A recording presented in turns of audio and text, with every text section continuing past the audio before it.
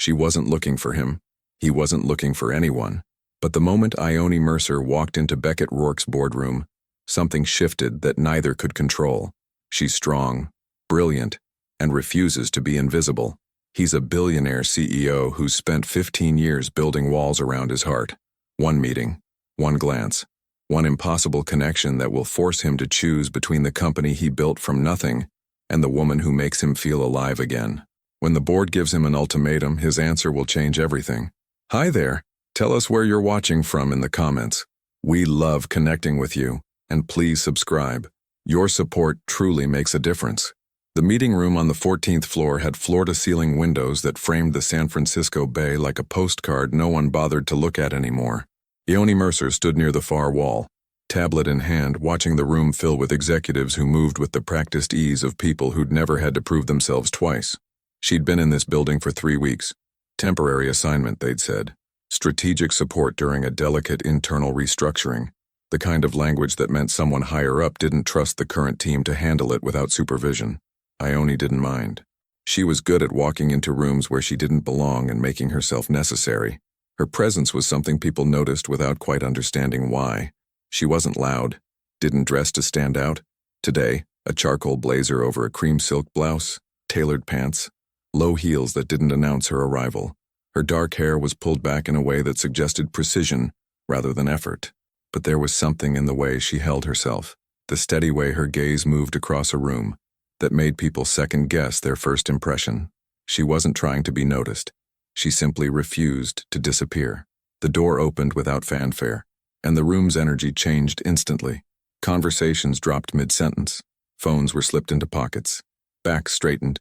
BECKETT ROURKE entered the way he did everything, quietly, deliberately, and with the kind of presence that didn't require announcement. He was tall, lean in the way of someone who ran not for health but for control.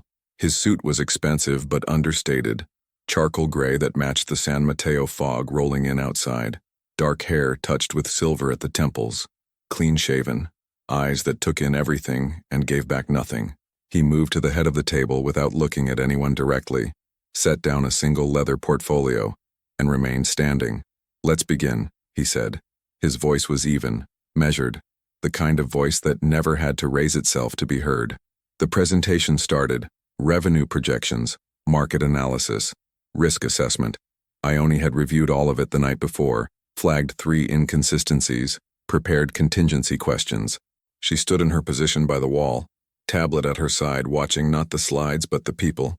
BECKETT asked 4 questions in 20 minutes. Each one was surgical, cutting through noise, exposing assumptions, forcing clarity. No one stumbled, but several hesitated. That hesitation told Ione everything she needed to know about how this room worked. Fear disguised as respect. She'd seen it before. Leaders who ruled through precision rather than volume. It was effective. It was also exhausting for everyone involved. Halfway through the second presentation, one of the senior directors made a claim about client retention that didn't match the data Ione had reviewed. She glanced at her tablet, confirmed the discrepancy, then looked up. BECKETT was already looking at her. It lasted only a moment. His gaze steady, unreadable, waiting. Not a question, just awareness. Ione met his eyes without flinching, then glanced deliberately at her screen and back to him. A subtle nod. Confirmation. He turned back to the presenter. "Walk me through the Q3 numbers again. Client retention specifically."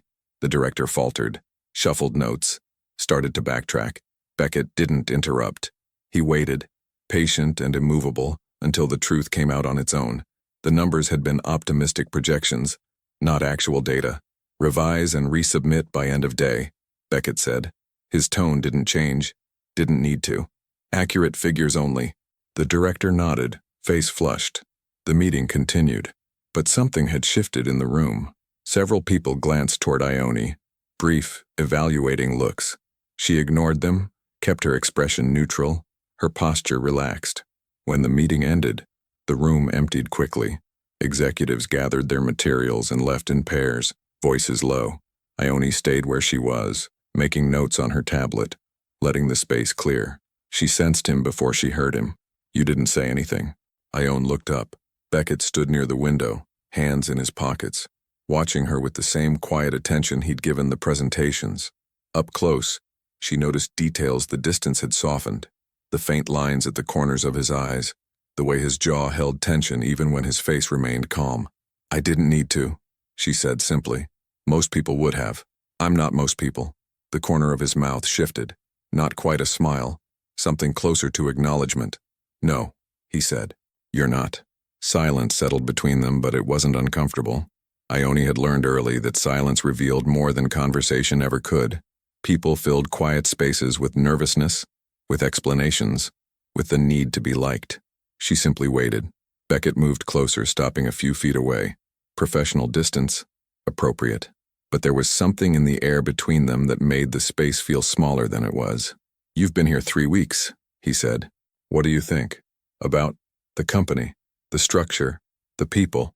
Ione considered her answer carefully, not because she was afraid of honesty, but because she believed words should be chosen with intention. "You've built something impressive," she said, "but you've also built something fragile." His expression didn't change, but she saw the shift in his posture, the slight lean forward. "Interest. Explain." "Your team is afraid to tell you when they're wrong. That means you're making decisions based on incomplete information." She kept her tone even, factual.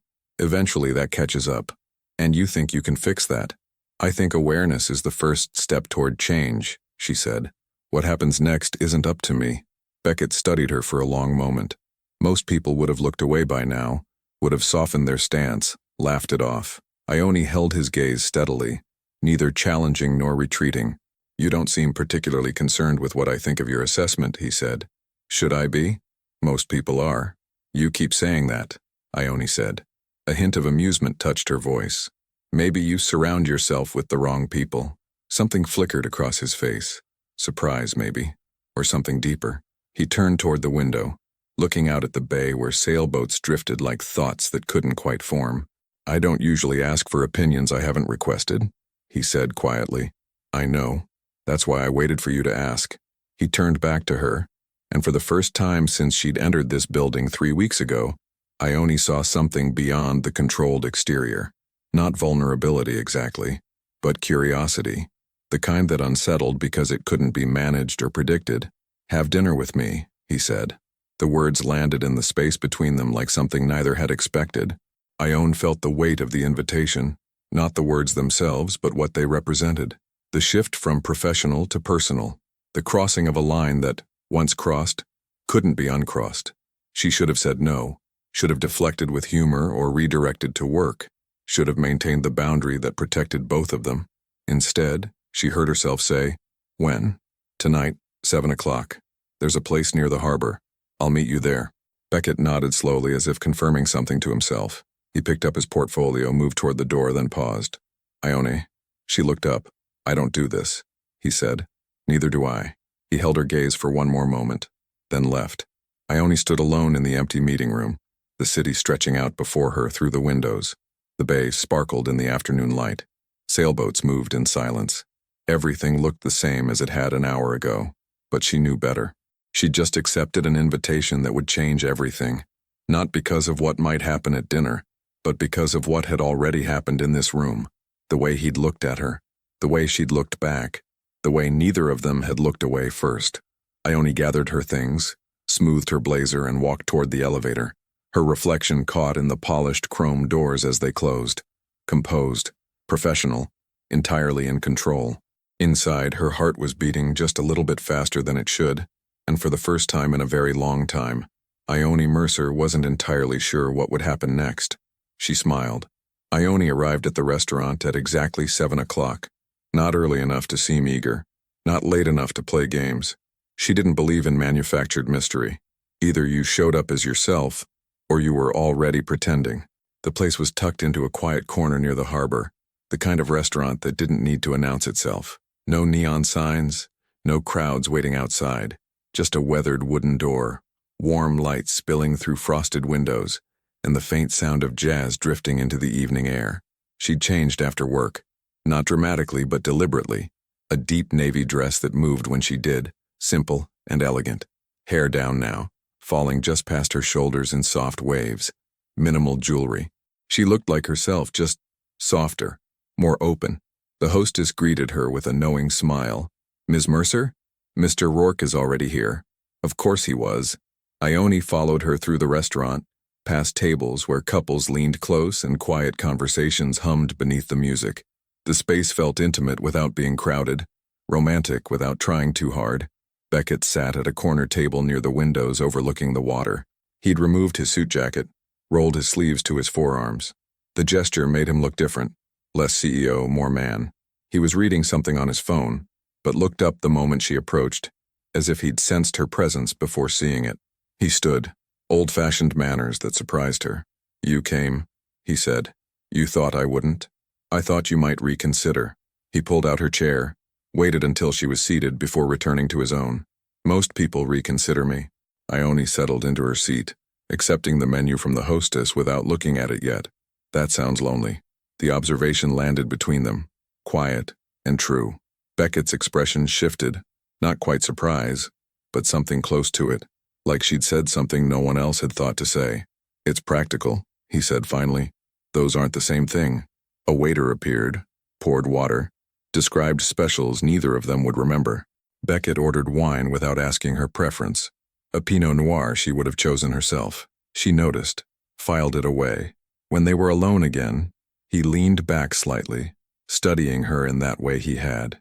Direct, unhurried, like he was trying to understand something that didn't quite add up. "You're different outside the office," he said. "So are you." "How?" Ione considered him thoughtfully. "You're less guarded, or maybe just guarded differently. And you?" "I'm exactly the same. I just don't have to watch everyone else pretend anymore." That almost smile touched his face again. "You don't pretend much, do you?" "Life's too short." The wine arrived. He poured for both of them. The ritual simple and strangely intimate. Their fingers didn't touch, but Ione was suddenly aware of how close his hand was to hers on the table. Close enough that moving an inch would change everything. She didn't move. Neither did he. "Tell me something," Beckett said. "Something that's not in your personnel file." "That's a very CEO question." "Should I apologize?" "No, but you should try harder." His eyebrow lifted, amusement and challenge both. "All right, tell me something true. Better." Ione took a sip of wine, let the warmth spread through her chest before answering. "I moved to California 6 years ago because I needed distance from something I couldn't fix. Stayed because I discovered I liked who I became when no one knew who I used to be." Beckett didn't respond immediately. He simply listened, present in a way that felt rare. Most people were already formulating their next question before you finished speaking. He just heard. "Do you miss it?" he asked. "Wherever you came from?" "Sometimes. Mostly I miss the version of myself who believed things would work out just because you wanted them to." "That's not cynicism." "No," Ione agreed. "It's realism with scar tissue." He laughed, a real laugh, low and genuine. The sound did something unexpected to her pulse. "Your turn," she said. Beckett swirled his wine, watching the light play through the dark liquid. When he spoke, his voice was quieter. "I built my company because I wanted to prove I could. Spent the last 15 years proving it to everyone who said I couldn't." He looked up, met her eyes. Somewhere along the way, I forgot what I was trying to prove. The honesty in those words hit harder than anything he'd said in the office. Ione felt something shift in her chest. Not pity, but recognition. The understanding that sometimes the most successful people were also the loneliest. "Maybe you don't need to prove anything anymore," she said softly. "Maybe. Or maybe I'm just tired of the cost." Their food arrived, but neither of them seemed particularly interested in eating. The conversation flowed too easily, moving from work to philosophy to the small observations that revealed character. He told her about growing up in Portland, rain-soaked streets and libraries where he'd hidden from a house that never felt like home. She told him about her sister, older, chaotic, the opposite of everything Ione had become. "She calls me the responsible one," Ione said, something between fondness and exasperation in her voice, like it's a diagnosis. "Is it? Sometimes it feels that way. Like I decided at some point that if I just did everything right, nothing could go wrong." She paused.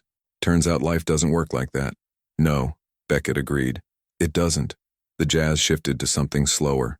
Around them, the restaurant hummed with other people's stories. But Ione felt cocooned in this moment. This table, this conversation that felt nothing like a first date and everything like recognition. "Can I ask you something?" Beckett said. "You've been asking me things all night. This one's different." He hesitated, The first time she'd seen him uncertain. "Why did you say yes to dinner?" Ione set down her fork, gave him her full attention. "Honest answer? Always. Because when you asked, you looked like someone who'd just surprised himself, and I wanted to know what kind of man surprises himself." Something shifted in his expression. The careful control he'd maintained all evening cracked just slightly, revealing something underneath that made her breath catch. "I did surprise myself," he said quietly. "I don't usually." He stopped, choosing words carefully. "I don't let people in. It's easier to keep distance. I know. I could tell within 5 minutes of meeting you. And yet you're here. And yet I'm here." Ione leaned forward slightly. Not much. Just enough that the space between them felt charged. "Want to know why else?" He nodded, not trusting his voice. "Because when you looked at me in that meeting room, you didn't see an assistant or a temporary assignment or a problem to solve." Her voice was steady. "Certain. You saw me. And I haven't been seen like that in a very long time." The air between them felt electric. Beckett's hand moved on the table. Just slightly. Just enough that his fingers were now a breath away from hers. So close she could feel the warmth radiating from his skin. Ione. Her name in his voice sounded different. Less formal, more intimate. "Yes? I'm not good at this, at—" He gestured between them, searching for words. "At letting someone matter. I'm not asking you to be good at it, I'm asking you to try." His fingers brushed hers. Just barely. Just enough to send electricity racing up her arm. "What if I can't give you what you deserve?" The vulnerability in the question caught them both off guard. Ione turned her hand over slowly, let her fingers intertwine with his. The gesture was simple, revolutionary. "What if I decide for myself what I deserve?" The contact between them, palm to palm, fingers interlaced, felt more intimate than it should. Ione could feel his pulse in his wrist, quick and unsteady. Her own heart matched the rhythm. Beckett's thumb moved across her knuckles, a gentle exploration that made time slow down. Neither of them spoke. The restaurant continued around them. Dishes cleared, wine poured, other people's laughter. But in this corner, at this table, the world had narrowed to the point where their hands met. "I'm afraid," he said finally, so quietly she almost didn't hear it. "Of what?" "That you'll change everything. That I'll let you." His eyes met hers, and the raw honesty there nearly undid her. "That I won't want to go back." Ione squeezed his hand gently. What if going back isn't the point? The question hung between them, heavy with implication and possibility. Beckett pulled in a slow breath, and Ione watched the decision form in his eyes before he spoke it. "Come with me," he said. "Just for a walk. I want to show you something." They paid without discussing who would cover the bill. He did, smoothly, like it was never a question. Outside, the harbor air was cool and salt-touched, the sky deepening into that particular Bay Area twilight where fog and fading light created something almost magical. Beckett offered his hand. Ione took it. They walked along the waterfront in comfortable silence, their fingers still intertwined. The physical connection felt natural now, like something that had always been waiting to happen. Ione was aware of everything, the warmth of his palm, the way their steps synchronized without effort, how he shifted slightly closer when the breeze picked up. He led her to a spot where the path opened onto a small overlook. Below them, boats rocked gently in their slips. Above, the first stars fought through the city lights. "I come here sometimes," Beckett said, "when I need to remember what quiet feels like. It's beautiful." Yes, but he wasn't looking at the view. He was looking at her. Ione turned to face him fully. They stood close now, closer than they'd been in the restaurant, close enough that she could see the silver threading through his dark hair, the faint scar above his left eyebrow, the way his breath quickened slightly when she met his gaze. Beckett, Ione, the space between them felt impossible to measure. Inches, breath, heartbeats. He lifted his free hand slowly, giving her time to step back. She didn't. His fingers brushed her cheek, gentle and questioning. Ione closed her eyes briefly at the contact, feeling it resonate through her entire body. When she opened them again, his face was closer, their foreheads almost touching. "Tell me to stop," he whispered. "No." The kiss, when it came, felt inevitable, soft at first, a question being asked and answered, then deeper, more certain, as if they were both learning a language they'd been waiting their whole lives to speak. Ione's hands found their way to his chest, feeling his heart race beneath her palms. His arm circled her waist, drawing her closer. The world tilted and steadied all at once. When they finally pulled apart, neither moved far. Their breath mingled in the space between them. Beckett rested his forehead against hers, eyes closed. "I'm in trouble," he said softly. Ione smiled against his lips. "So am I." They stood like that for a long moment, wrapped in each other in the deepening night, while the harbor whispered its secrets and the city lights blazed indifferent overhead. Everything had changed, and neither of them wanted to go back. The next morning arrived too bright, too ordinary for how much had shifted the night before. Ione woke in her own apartment, sunlight streaming through half-open blinds, the city already humming with Monday morning urgency. She lay still for a moment, hand pressed against her lips, remembering. The kiss, the way Beckett had held her like she might disappear, the quiet confession in his voice. "I'm in trouble." Her phone buzzed on the nightstand. A text from her sister, Riley, a photo of her niece covered in what looked like pancake batter, followed by chaos. The usual. "How's corporate life?" Ione smiled. Typed back. "Complicated." 3 dots appeared immediately. Riley was nothing if not perceptive. "Good complicated or bad complicated?" "Haven't decided yet." "That means good. Call me later." Details required. Ione set the phone down, pulled herself from bed. Shower. Coffee. The familiar rhythm of preparing for the day. But everything felt different now, like she was moving through a world that had subtly rearranged itself overnight. She chose her clothes with more care than usual.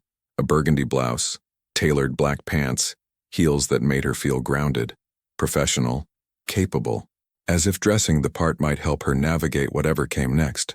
The drive to San Mateo felt longer than usual, her mind replaying moments from the previous evening, the way Beckett's voice had dropped when he said her name, how naturally their fingers had intertwined, the quiet intensity in his eyes before he kissed her. She parked, gathered her things, walked into the building with the same confident stride she always used, but her heart beat faster with each floor the elevator climbed. The office was already buzzing, phones ringing, keyboards clicking, the low hum of productivity. Ione headed to her desk, settled in, pulled up her schedule. Morning meeting at 9, budget review at 10:30, the usual structured chaos. Her email pinged, a meeting invitation from Beckett, my office, 8:45, be simple, direct, and loaded with everything unsaid. Ione checked her watch, 20 minutes. She used the time to review notes, organize thoughts, steady herself. When she finally stood and walked toward the executive suite, she felt prepared, or thought she did. Beckett's office occupied the corner of the 14th floor, all glass and minimalist design. His assistant nodded her through without comment, though Ione caught the curious glance. Office gossip traveled fast. Even silence had a way of speaking. She knocked once, entered. Beckett stood by the window, hands in his pockets, looking out at the city.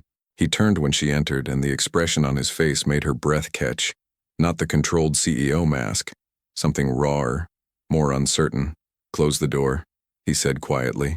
She did. They stood there, the length of the office between them, the morning light harsh and revealing.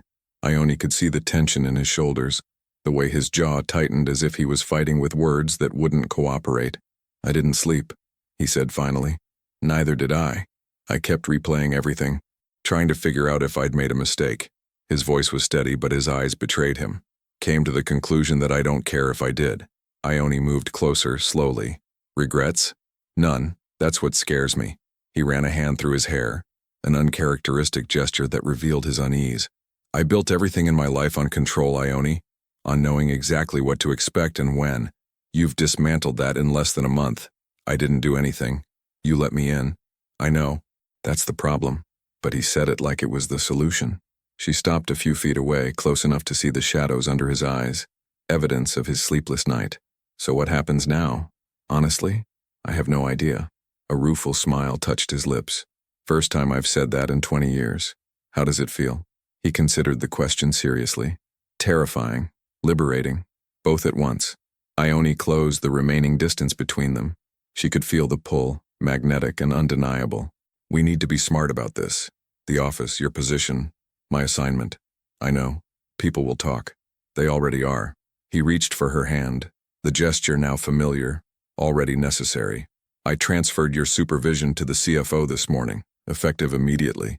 There's no direct reporting line between us anymore. She looked up sharply. You did what? Created boundaries so we wouldn't have to hide. His thumb traced circles on her wrist. So that whatever this is between us, it's ours.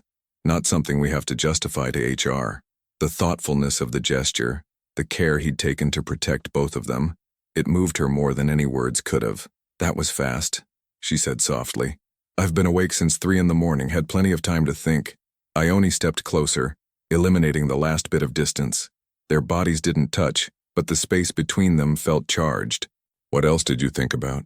His free hand rose to her face, fingers gentle against her cheek. How much I wanted to do this again. The kiss was different from the first. Less tentative, more certain. A claiming and a surrender all at once. Ione's arms wound around his neck, and she felt him pull her closer. Felt the way his breath quickened, the way his control wavered and held and wavered again. When they broke apart, he kept her close, forehead resting against hers.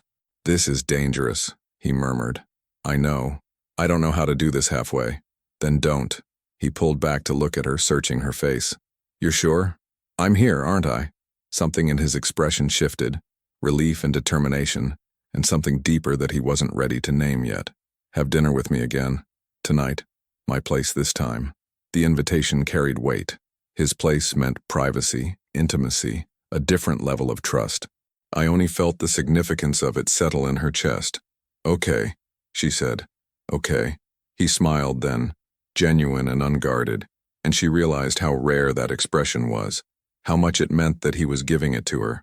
A knock on the door made them step apart quickly. Professional distance reasserted itself like muscle memory. Come in, Beckett called, his voice already shifting back to business mode. His assistant appeared with files, rattled off schedule changes. Ione used the moment to collect herself, smooth her blouse, rebuild her composure. When she glanced at Beckett, he was already looking at her, a private look that said later, "And I see you, and this isn't over." She excused herself, returned to her desk, dove into work. But concentration proved difficult. Her mind kept drifting to the evening ahead, to the promise implicit in his invitation, to the way everything between them felt inevitable and terrifying and exactly right. The day passed in a blur of meetings and emails and careful professional distance. They crossed paths twice, once in the hallway, where their eyes met and held for a moment too long, and once in a conference room full of people, where they maintained perfect professional courtesy, while the air between them crackled with everything unsaid. By 6 o'clock, Ione was back at her apartment, staring at her closet with the kind of indecision she hadn't felt in years. She settled on casual elegance, dark jeans, a soft cream sweater, hair loose. She looked like someone going to dinner, not someone whose life was quietly transforming. Beckett's address led her to a modern townhouse in Redwood City, all clean lines and understated wealth. She parked, took a breath, knocked. He answered immediately, as if he'd been waiting by the door. He'd changed too. Dark jeans, a gray Henley that made him look younger, more relaxed, domestic, real. Hi, he said, and the simple word carried more weight than it should. Hi. He stepped aside to let her in. The interior matched the exterior, minimalist, expensive, impeccably maintained. But there were small touches that humanized it. Books stacked on a side table, reading glasses abandoned on the arm of a chair, a half-finished cup of coffee on the kitchen counter. I cooked, Beckett said, sounding almost nervous. Fair warning, I'm better with spreadsheets than with recipes. Ione smiled, set her bag down. I'll take my chances. Dinner was simple. Pasta with homemade sauce, salad, bread from a local bakery. They ate at his kitchen island, the intimacy of the setting both comfortable and charged. Conversation flowed easily, punctuated by comfortable silences and lingering looks. After dinner they moved to the living room. Beckett poured wine, put on music, something instrumental and low. They sat on the couch close but not touching, as if both were aware they were standing at the edge of something significant. Can I ask you something? Ione said. Always. Why me? You could have anyone. Why someone who works for your company? Who complicates everything? Beckett set his wine down, turned to face her fully.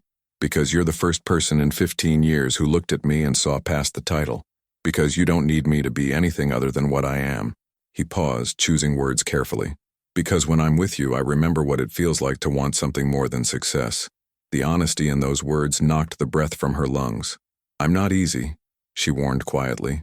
I don't need saving or fixing. I come with history and boundaries and a sister who will absolutely interrogate you. Good, he said simply. I don't want easy. I want real. Ione reached for him then, fingers threading through his hair, pulling him close. The kiss was slow, deep, full of promise and question and answer all at once. His hands found her waist, drawing her closer, and she went willingly, straddling his lap, feeling the solid warmth of him beneath her. Time blurred, kisses deepened, hands explored with increasing confidence, his fingers tracing the curve of her spine, her palms mapping the planes of his chest. Every touch felt like discovery, like permission being asked and granted in the language of breath and movement and soft sounds.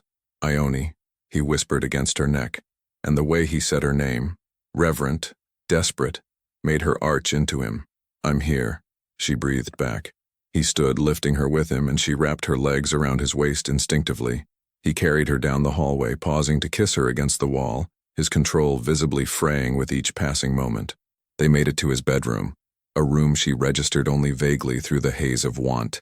Dark walls, white sheets, moonlight through uncovered windows. He laid her down gently, following her onto the bed, covering her body with his. The weight of him felt right, necessary. Are you sure? He asked, even as his hands trembled with restraint. She pulled him down, kissed him deeply. I'm sure. What followed was neither rushed nor tentative. They moved together with an intensity born of weeks of unspoken tension, finally finding release. Every touch, every kiss, every whispered word built something between them that felt bigger than just physical connection. Afterward, they lay tangled together, his arm around her, her head on his chest, their breathing gradually slowing. The room was quiet except for the distant sound of the city outside. I'm in so much trouble, Beckett said softly into her hair. Ione smiled against his skin. We both are. His arms tightened around her. I don't want you to leave. I'm not going anywhere. And in that moment, wrapped in each other and the peaceful aftermath, both of them understood that something irrevocable had happened. Not just the physical intimacy, but the emotional surrender that came with it. They'd crossed a line there was no uncrossing, and neither of them wanted to go back.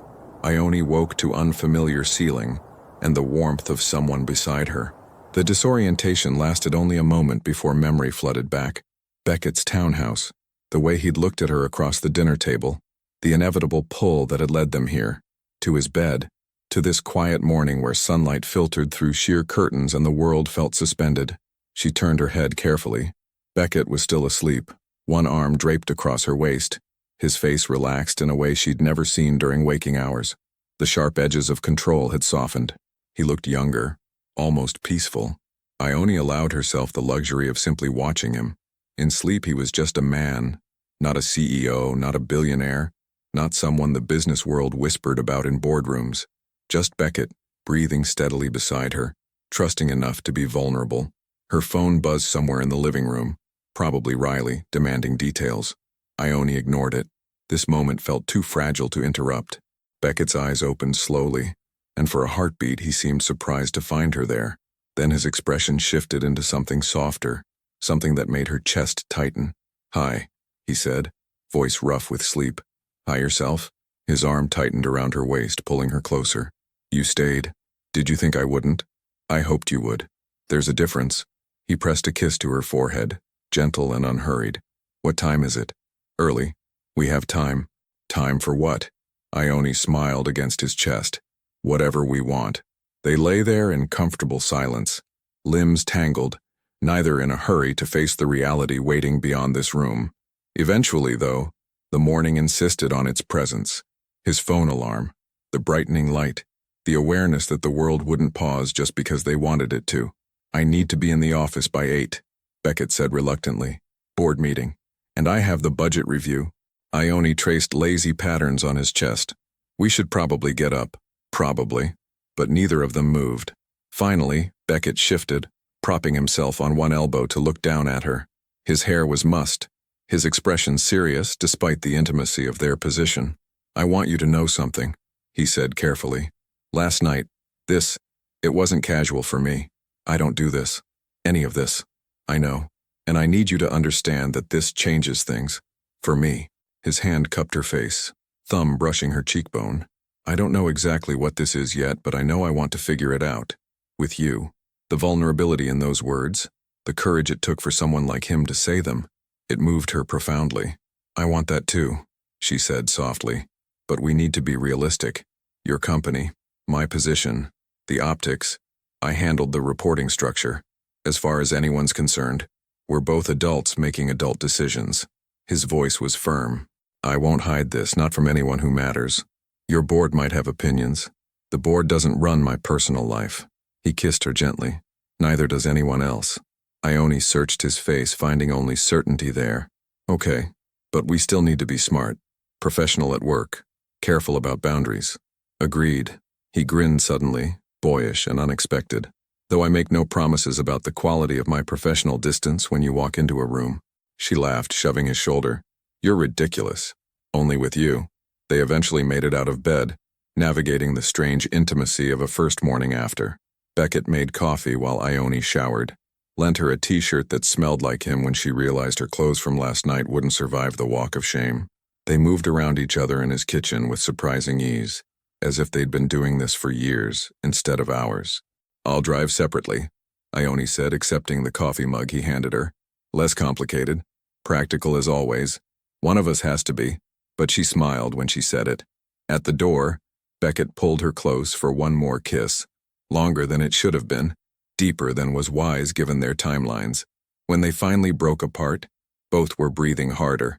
Tonight? He asked. Your place or mine? Yours. I want to see where you live. Want to know all of you.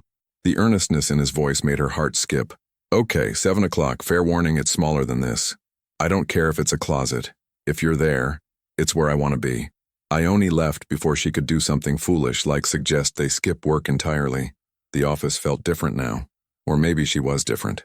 Ione moved through her morning with practiced efficiency, but she was hyper-aware of everything. The curious glances from colleagues, the way conversations paused when she entered the break room, the weight of the secret she and Beckett now shared. She saw him only once before lunch, passing in the hallway between meetings. Their eyes met briefly, a moment so loaded with everything unsaid that Ione felt heat rise to her cheeks. He gave her the smallest nod, professional and appropriate, but his eyes said later, and I'm thinking about you and last night. She ducked into the nearest restroom, pressed her hands to her burning face, and took a steadying breath. This was going to be impossible. Her phone buzzed. A text from Beckett. You're blushing. I can tell from here. Stop watching me. Can't help it. You're distracting. You're distracting. Good. Then, dinner tonight. Don't forget. As if I could. Ione pocketed her phone, allowed herself one more moment of giddy absurdity, then returned to being the consummate professional everyone expected. The afternoon brought an unexpected complication. Ione was in her office, reviewing quarterly projections, when her phone rang. Riley's name flashed on the screen. She considered ignoring it. Her sister's timing was always inconvenient, but guilt won out. Hey, Ione answered. Finally. I've been calling all morning. Where were you? Busy. You know, working. Uh-huh. Busy with that complicated situation you mentioned? Riley's voice was knowing. Please tell me you're not sleeping with your boss. Ione closed her eyes. He's not technically my boss anymore. Oh my God, you are!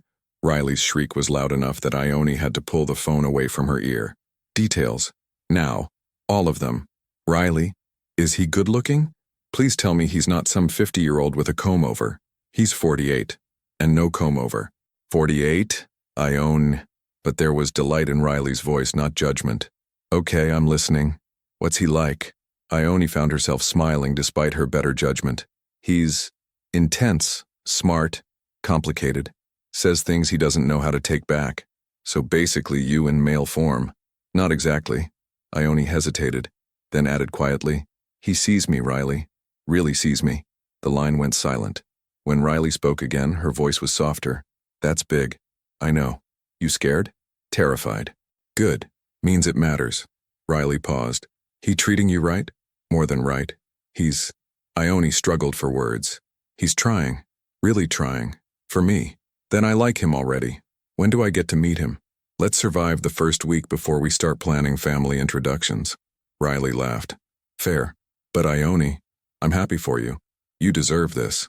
After they hung up, Ione sat quietly, Riley's words echoing in her mind. You deserve this. Did she? The question felt bigger than it should.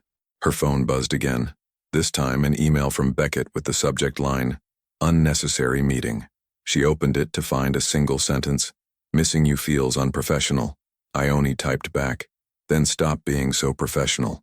His response came instantly, 6 more hours. Who's counting? Me. Constantly.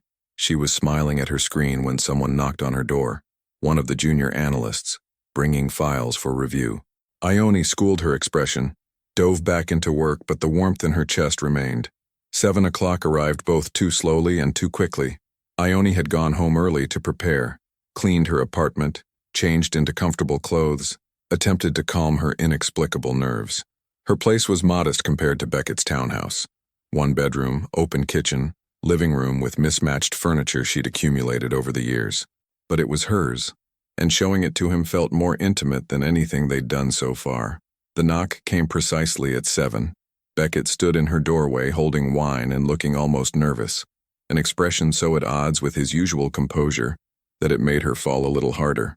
"Hi," he said. "Hi." She stepped aside. "Come in." He entered slowly, taking in the space with genuine interest. Her books on the shelves, photographs of her and Riley and her niece on the walls, the throw blanket draped over the couch that she'd bought on a whim because it reminded her of home. "It's perfect," he said quietly. "It's small. It's you." He set the wine down, turned to face her. "Thank you for letting me see it." Ione moved closer, drawn by the sincerity in his voice. "You really mean that?" "I really do." His hands found her waist, pulling her against him. "I want to know everything about you, Ione. What you read, what makes you laugh, where you go when you need quiet. I want all of it." She kissed him then, pouring everything she couldn't yet say into the gesture. He responded immediately, deepening the kiss, backing her toward the couch until they tumbled onto it in a tangle of limbs and laughter. "We should eat," Ione murmured against his mouth. "Later." He kissed down her neck. "Much later. The food will get cold. Don't care." And she realized she didn't either. They made love on her couch, then again in her bed, each time different, sometimes slow and tender, sometimes urgent and consuming. Between rounds, they talked about everything and nothing, past relationships and future hopes, fears they'd never voiced and dreams they'd stopped believing in. "I was engaged once," Beckett said into the darkness, his fingers tracing patterns on her bare shoulder. 10 years ago. She wanted the life that came with being Mrs. Rourke more than she wanted me. That must have hurt. It did. Taught me to be careful. Maybe too careful." He pressed a kiss to her temple. "Until you." Ione turned to face him. "I scare you. You terrify me. Because I can't control this. Can't predict it. Can't build a strategy around it." His hand cupped her face. "And I'm okay with that. That's how I know it's real." "I don't want to hurt you," she whispered. "Then don't. Stay. Choose this. Choose us." "I already have." They fell asleep wrapped around each other, the city lights painting shadows on the ceiling, both of them more content than they'd been in years. Hours later, Ione woke to Beckett's phone buzzing insistently. He groaned, reached for it, then went very still. "What is it?" she asked, suddenly alert. "Emergency board meeting. Tomorrow morning, 9 a.m. His voice was tight. "They want to discuss recent developments affecting company leadership." Ione sat up, pulling the sheet around her. "They know. They suspect." He turned to look at her, his expression unreadable. "This was always going to happen. We knew that. What are you going to tell them?" Beckett set the phone down, took her hand. "The truth, that my personal life is my own. That nothing about our relationship compromises my ability to lead." He squeezed her fingers. "That I'm not giving you up for a board that doesn't own me." The fierce certainty in his voice made her believe him. "This could get ugly," she warned. "I know." He pulled her back down beside him, wrapped his arms around her. "But I meant what I said. I'm not hiding this. Not anymore." They lay awake in the pre-dawn darkness, both knowing that tomorrow would bring challenges neither could fully anticipate. But tonight they had this, each other, the quiet certainty that whatever came next, they'd face it together. And somehow, that was enough. The boardroom on the 15th floor had always felt sterile to Beckett, all polished mahogany and leather chairs that cost more than most people's monthly salaries. This morning, it felt like a courtroom. He arrived 15 minutes early, as was his habit. The room was already half full, board members in expensive suits, expressions carefully neutral, the kind of silence that preceded judgment. He recognized the setup immediately. This wasn't a discussion. It was an intervention. Beckett took his seat at the head of the table, set down his portfolio with deliberate calm and waited. Richard Sterling, the board chairman and one of Beckett's earliest investors, cleared his throat. "Thank you for coming on such short notice. Let's skip the pleasantries, Richard. Why are we here? There have been concerns raised about your relationship with Ms. Mercer." The name hung in the air like an accusation. Beckett kept his expression neutral, but inside, something hardened. "My personal life is not board business. It is when it affects company optics." This from Jennifer Wong, head of the compensation committee. Her voice was crisp, professional. "You're the face of this company, Beckett. Your decisions reflect on all of us. My relationship with Ione reflects nothing except that I'm human. I've restructured reporting lines, eliminated any conflict of interest. There's no policy violation." "It's not about policy," Richard said quietly. "It's about perception. You're dating someone who works here, someone nearly 15 years younger. The optics are problematic." 13 years, Beckett corrected, his voice dangerously soft. "And she's 35, not a child. She's also brilliant, accomplished, and deserves more respect than you're giving her right now. We're not questioning her qualifications, aren't you?" Beckett leaned forward. "Because it sounds like you're reducing her to nothing more than an optics problem, like she's something I need to manage rather than someone I choose to be with." The room shifted uncomfortably. Jennifer exchanged glances with Richard. "We're asking you to consider the bigger picture," Richard said carefully. "Your personal choices have consequences. For the company, for our stakeholders, for your own position." "My position?" Beckett's voice dropped. "Are you threatening me, Richard? We're asking you to be reasonable. Define reasonable. End it. Professionally, amicably, before it becomes a bigger issue than it already is." The words landed like stones. Beckett sat very still, processing what was being asked of him. Not suggested, asked, as if Ione were something he could simply set aside for the sake of convenience. "No." The single word cut through the room like a blade. "Beckett," Richard started. "I said no." Beckett stood, and the room went silent.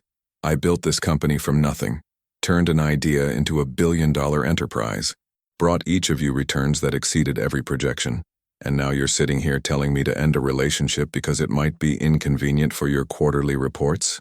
That's exactly what you're doing." His voice remained calm, but the steel underneath was unmistakable. "You want me to choose between my personal life and this company. So let me make something very clear. I choose her." The room erupted, voices overlapping, objections raised. Beckett let it wash over him, then raised a hand. Silence fell immediately. Years of authority still carried weight.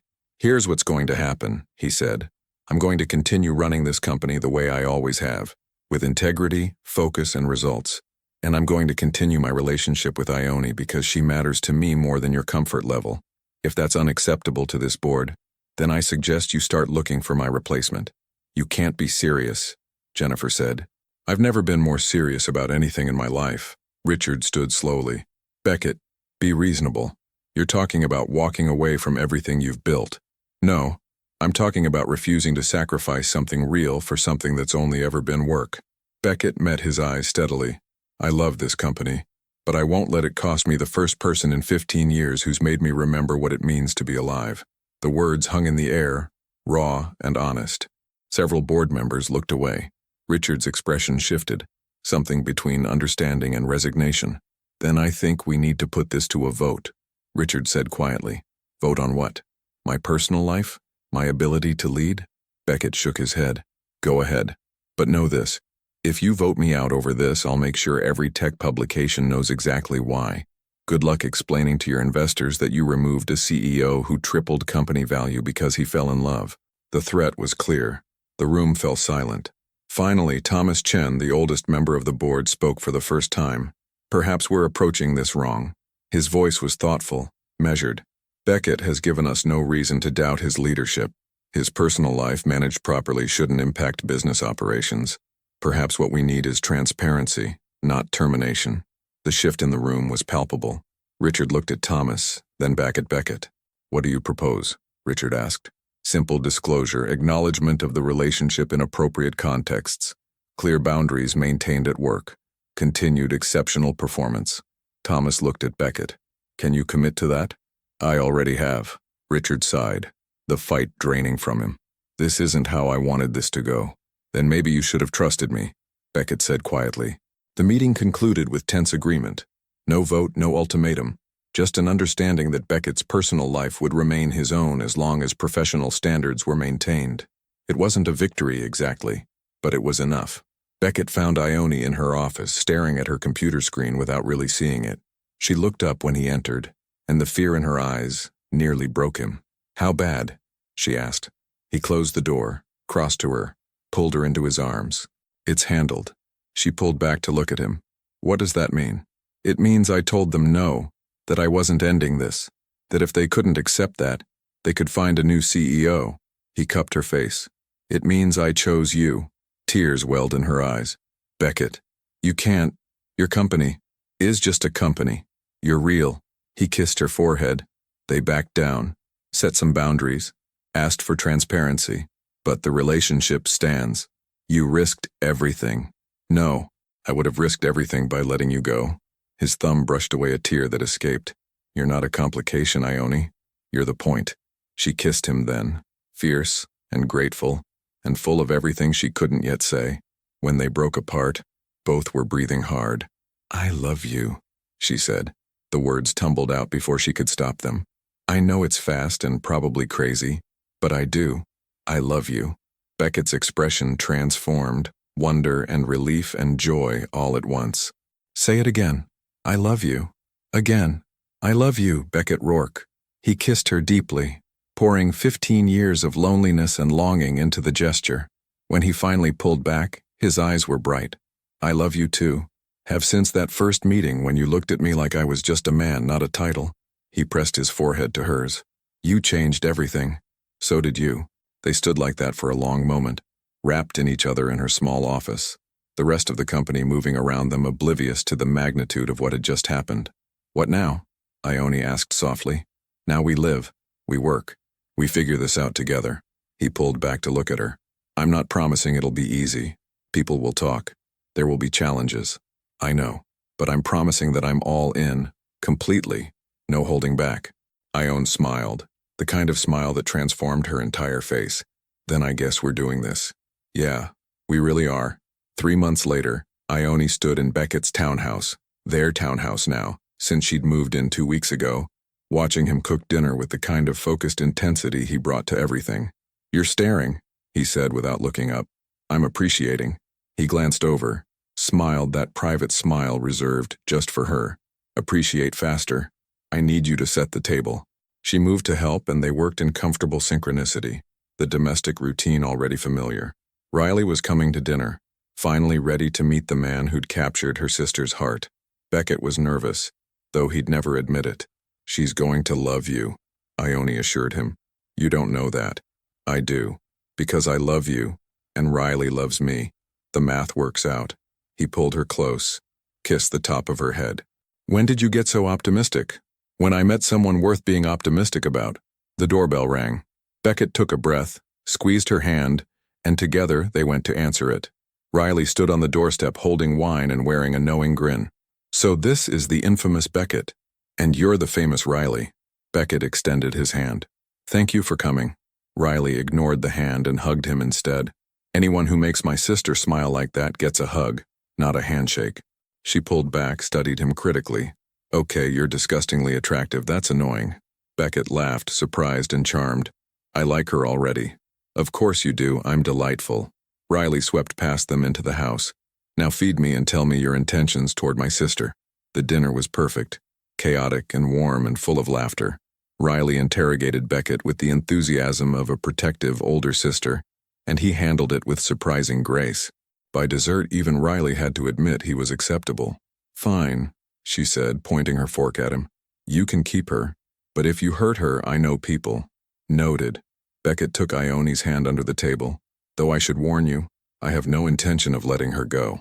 Ever. Riley looked between them, something soft crossing her face. Good. She deserves that. After Riley left, Beckett and Ione cleaned up together in comfortable silence. When the last dish was done, he pulled her into his arms in the middle of the kitchen. Thank you. he said quietly. For what? For seeing past the walls, for staying when it got complicated, for loving me anyway. He kissed her softly. For being you. Ione wrapped her arms around his neck. You made it easy. Liar. I made it impossible. Then I guess I like impossible things. They swayed slightly, dancing to music only they could hear, the city lights twinkling through the windows. Move in with me, Beckett said suddenly. I know you already kind of have, but officially make this ours. I thought it already was. It is. But I want it to be permanent. I want to wake up with you every morning and fall asleep beside you every night. I want this to be our home, not just a place we happen to share. Ione looked up at him, saw the vulnerability and hope in his eyes, and felt her heart overflow. Yes, she said simply, to all of it. Yes. His smile was brilliant.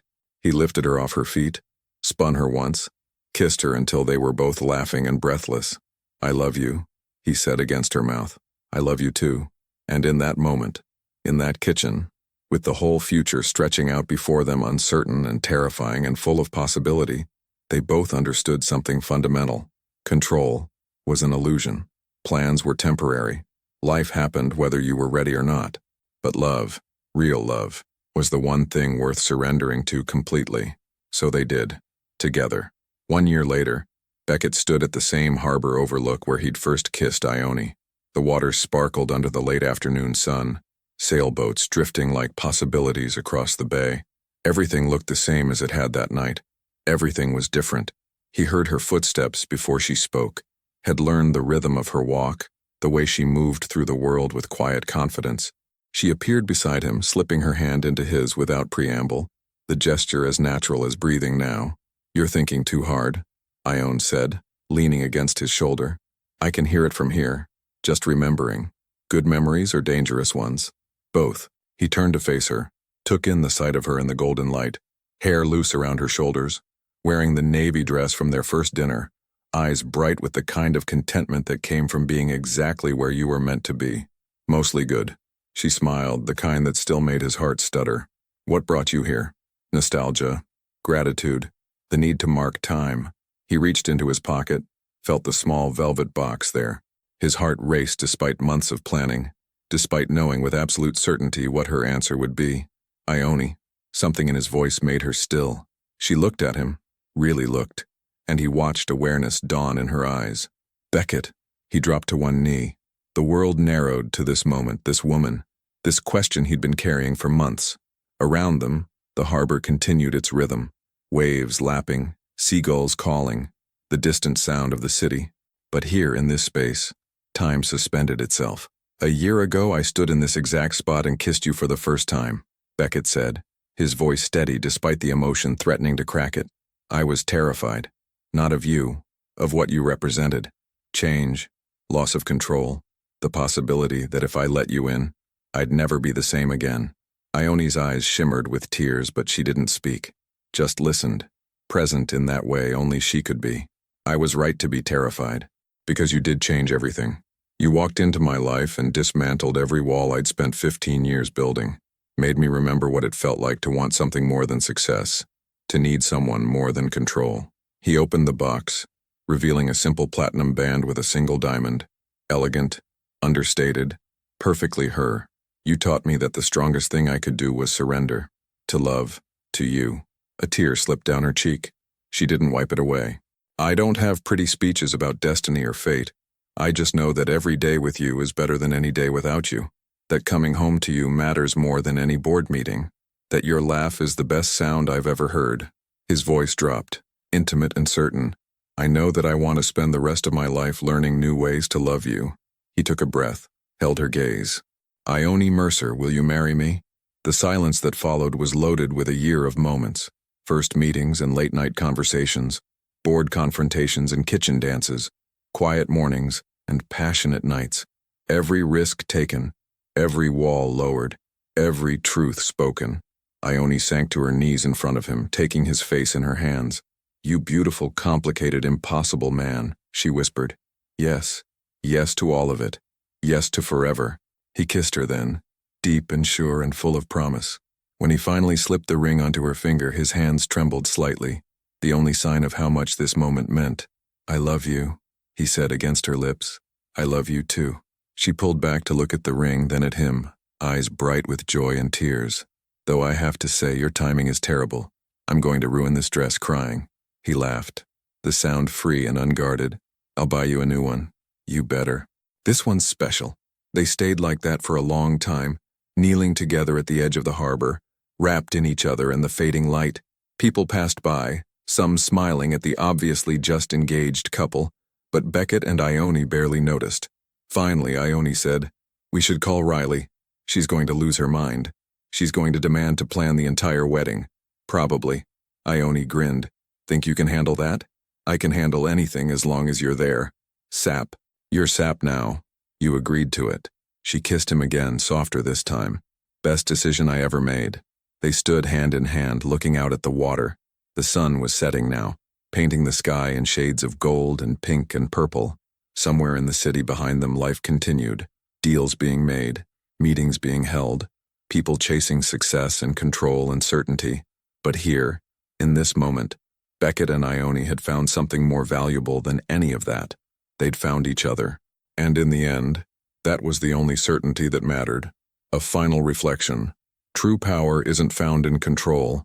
It's found in the courage to let someone see you, all of you, and trust that they'll stay anyway.